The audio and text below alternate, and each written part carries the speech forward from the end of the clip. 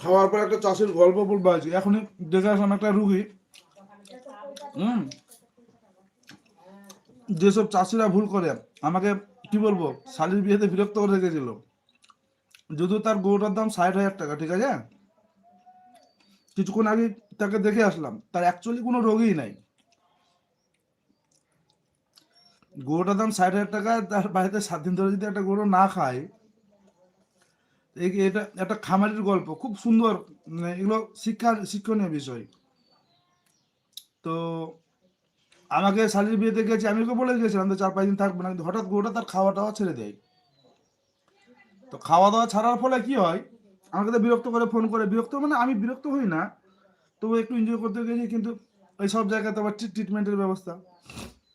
তো সেখানে গিয়ে আজকে গিয়ে দেখলাম যে তার গরুটা দেখছি প্রথমত গরু হাঁপাচ্ছে কিনা।